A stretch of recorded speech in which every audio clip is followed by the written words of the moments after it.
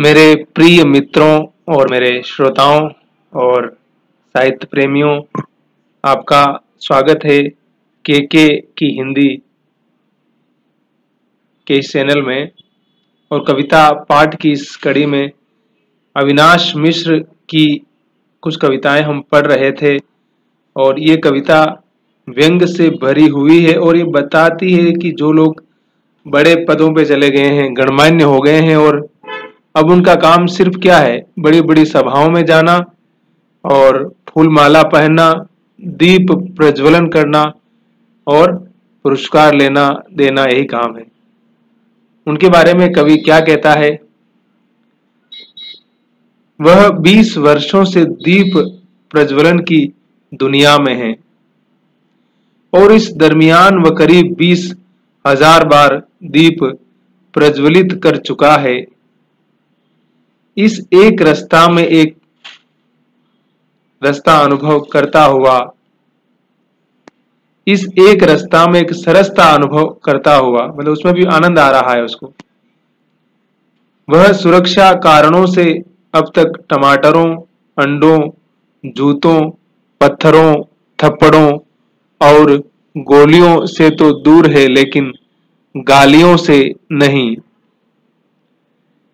एक सघन हाशिए से लगातार सुनाई दे रही है गालियों के बरक्स। वह है कि दीप पर दीप जलाता जा रहा है। इस उत्सव रत क्षत मदमस्त वक्त में, समय कौन सा है कि जो लोग उत्सवों में है, जो डूब गए हैं क्योंकि उनके पास पैसा, पावर, पोजीशन सब कुछ है, तो उसको एक अलग ही तरह से वो सेलिब्रेट कर रहे हैं। इस उत्सव रत क्षत मदमस्त वक्त में इतनी संस्कृतियां है, इतनी समितियां है, इतनी बदतमीजियां है कि उसे बुलाती ही रहती है।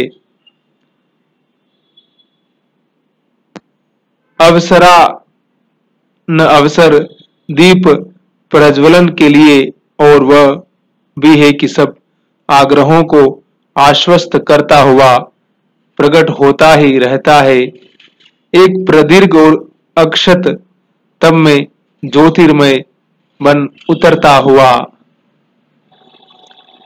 लेकिन तम है कि कम नहीं होता और शाले हैं कि वे इतनी इकट्ठी हो जाती है कि अगर करोल बाग का एक व्यवसायी टच में न हो, तब वह गोल्फ लिंक वाली कोठी देखते देखते गोडाउन में बदल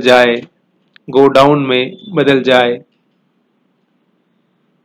गाए बगाए उसे बेहद जोर से लगता है कि वे शाले ही लोट लोट कर आ रही है, जो पहले भी कई बार उसके कंधों पर डाली जा चुकी है, क्योंकि ठिठुरन से हुई मौतें हैं कि थम नहीं रही इस दुनिया में इतनी इतनी सारी शालों के बावजूद। वे एक उम्र के असंख्य 5 मिनट, वे इतनी गणेश और सरस्वती वंदनाएं, वे इतने सत्कार, वे इतने 2 शब्द, वे इतनी बार माइक से गायब होती हुई आवाजें, वे इतने चेहरे, वे इतनी तालियां और गालियां, गालियां, गालियां। इसे शर्म कहें या सरमाया, ये सब कुछ भी हासिल है उसे। एक वातानुकूलित और मधुमेह पीड़ित जीवन में, एक वातानुकूलित और मधुमेह पीड़ित जीवन में। अविनाश मिश्र, हिंदवी के लिए ही इन्होंने लिखा है, इसमें छपी हुई है।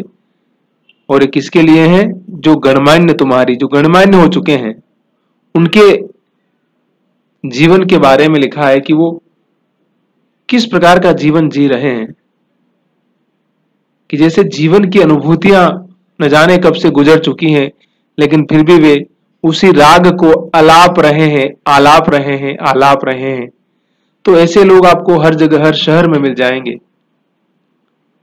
जिनका जीवन की वास्तविकताओं से जैसे कोई संबंध ही नहीं है, लेकिन जो गणमान्य बने हुए फिर रहे हैं। थैंक यू आपको बहुत बहुत।